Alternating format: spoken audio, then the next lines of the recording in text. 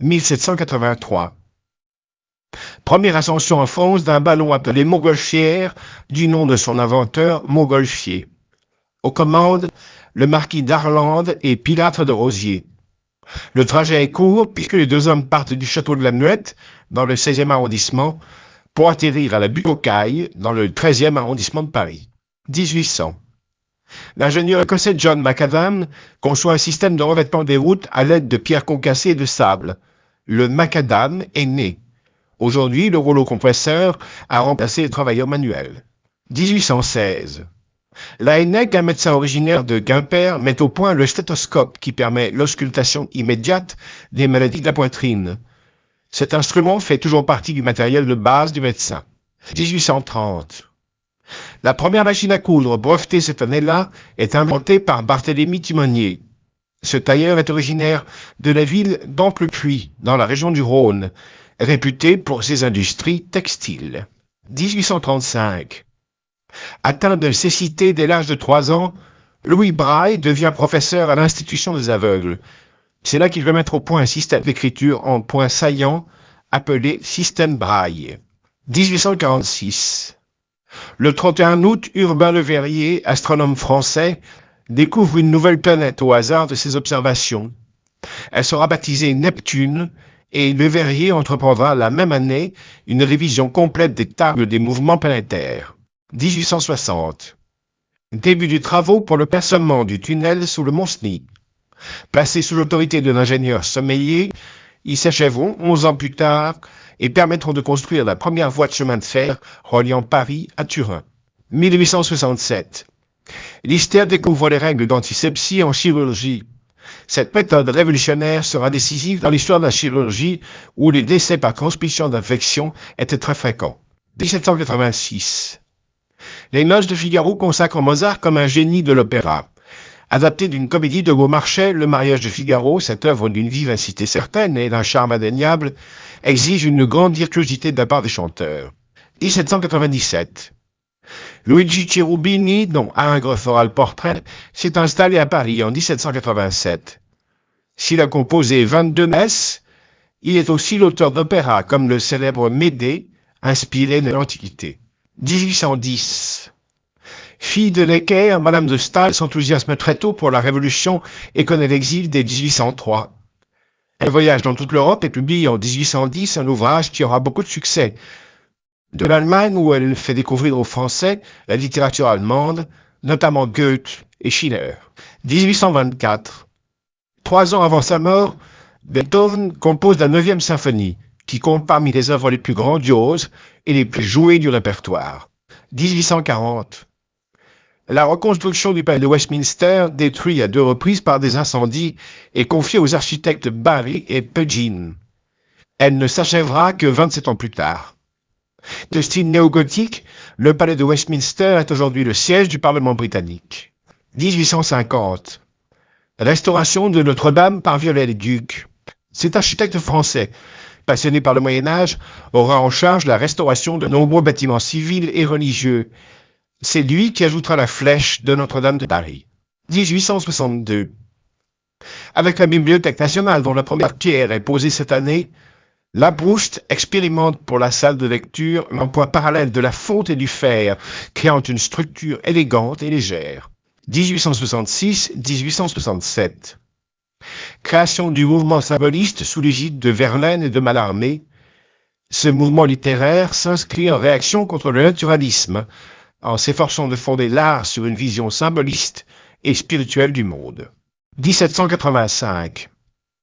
David présente le serment des Horaces au salon et s'impose comme le chef de la nouvelle école. La composition très rigoureuse, alliée à la perfection du dessin, rappelle le goût du peintre pour les bas-reliefs et les statues antiques. 1800. En représentant Charles IV et sa famille, Goya poursuit une carrière officielle de portraitiste. Mais il ne manque pas d'y introduire une certaine dose de férocité qui ira en s'affirmant dans son œuvre tardive. 1824. Scène de massacre de Scio de Delacroix rappelle l'engagement des Européens en faveur de la résistance des Grecs contre les Turcs. Présentée au salon de 1824, cette toile sera considérée comme un manifeste de l'école romantique. 1830. La cathédrale de Chartres de Corot fait partie de ces tableaux peints sur le motif qui ont assuré la renommée du peintre. Sillonnant les routes de France, Corot a fixé sur la toile un monument prestigieux du passé qui appartient au patrimoine national. 1837. Mort de Constable qui, avec la charrette de foin, exécutée en 1821, s'était affirmé comme un peintre moderne en rupture avec les conceptions académiques du paysage en vigueur à l'époque. 1848. Millet expose le Vanneur, un an avant de se fixer définitivement à Barbizon et de s'attacher désormais à peindre les occupations familières des paysans. Les Glaneuses et l'Angélus figurent parmi les œuvres les plus connues de cet artiste.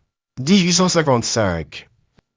Avec l'atelier, refusé à l'exposition universelle, Courbet clame haut et fort un réalisme qui lui sera vivement reproché. Le voici baptisé par des critiques déchaînées, chef de file de l'école du lait.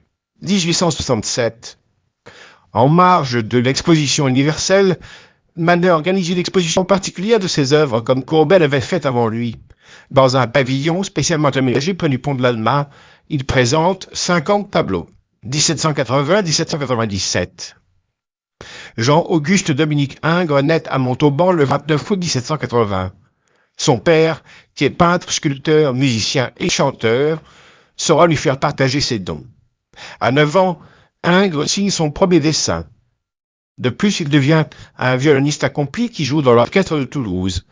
À 17 ans, il part pour Paris. 1797-1806. À Paris, Ingres entre dans l'atelier de David et très vite il reçoit plusieurs prix. En 1801, un premier prix de Rome va récompenser de son travail. Mais il lui faudra attendre 5 ans pour découvrir l'Italie. En attendant, Ingres s'installe au couvent des Capucines et reçoit ses premières commandes. 1806-1824. L'État français a trouvé les fonds, Ingres peut partir pour Rome. Pensionnaire à la Villa Médicis, il visite les musées italiens et peut y contempler des toiles de Raphaël qu'il tient pour son Dieu. En 1813, il épouse Madeleine Chapelle, qui le rendra très heureux. 1824-1834. De retour à Paris, Ingres expose au salon où l'accueil lui est favorable. Il reçoit la Légion d'honneur des mains de Charles X en personne et occupe plusieurs postes officiels volant de succès en succès. Mais les critiques essuyées au salon de 1834 le poussent à repartir. Il est nommé directeur de l'Académie de France à Rome. 1835-1841.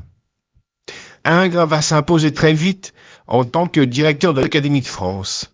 Relayé par sa femme, qui est pleine d'attention envers les pensionnaires, il s'attache à réorganiser la Villa Médicis. Après 1837, une fois le danger de choléra dissipé, de nombreux artistes seront les hôtes du couple. 1841-1851. À Paris, Ingres reçoit un accueil triomphal. Il dîne à la table des rois, et toutes les personnalités en vue l'implorent de réaliser leur portrait.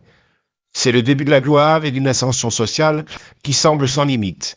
Mais en 1849, la perte de sa femme bien-aimée va le plonger dans le désespoir. 1852-1865. En 1852, Ingres, incapable de vivre seul, se remarie avec Delphine Ramel, de 20 ans sa cadette. 2 ans plus tard a lieu à Montauban l'inauguration de la salle Ingres, qui contient les œuvres que le peintre a léguées à sa ville natale. Ingres devient sénateur et les commandes continuent d'affluer. 1866-1867. En 1866, Ingres rédige son testament. Il laisse une partie de ses œuvres à sa femme et lègue le reste à la ville de Montauban. Dans la nuit du 8 au 9 janvier 1867, il contracte une pneumonie dont il mourra quelques jours plus tard. Une foule de Parisiens en larmes accompagnera ses funérailles. 1789. George Washington est élu à la présidence des États-Unis et il sera réélu 3 ans plus tard. Il se retirera définitivement de la politique en 1796 après avoir adressé un message d'adieu au peuple américain. 1798. Bonaparte commence la campagne d'Égypte destinée à combattre l'Angleterre en Méditerranée. La flotte s'embarque à Toulon en mai, s'empare de Malte en juin et Bonaparte atteint le Caire en juillet. Mais 1 mois plus tard, Nelson détruit la flotte française en rate d'aboutir. 1818.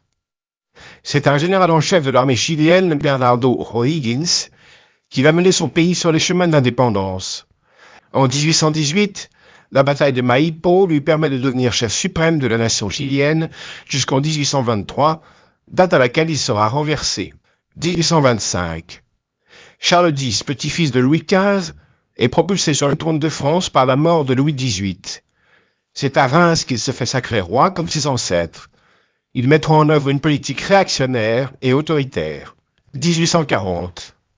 En juillet 1840, la frégate La Belle Poule quitte la France à destination de Sainte-Hélène. Elle a pour mission de rapporter à Paris la dépouille de Napoléon. Des funérailles solennelles auront lieu en décembre et le cercueil sera déposé aux Invalides. 1842. En vertu du traité de Nankin, la Chine cède Hong Kong aux Anglais. Cette île sera incorporée à la couronne britannique en 1843 et deviendra très vite un important port de commerce ainsi qu'une zone franche. 1858. Un révolutionnaire italien nommé Orsini arrive d'Angleterre où il s'était réfugié.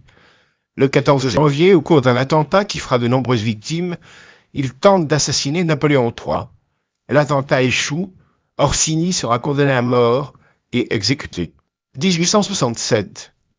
Maximilien, frère de François-Joseph, archiduc d'Autriche, est depuis 1863 empereur du Mexique, mais il manque de moyens militaires pour résister aux indépendantistes.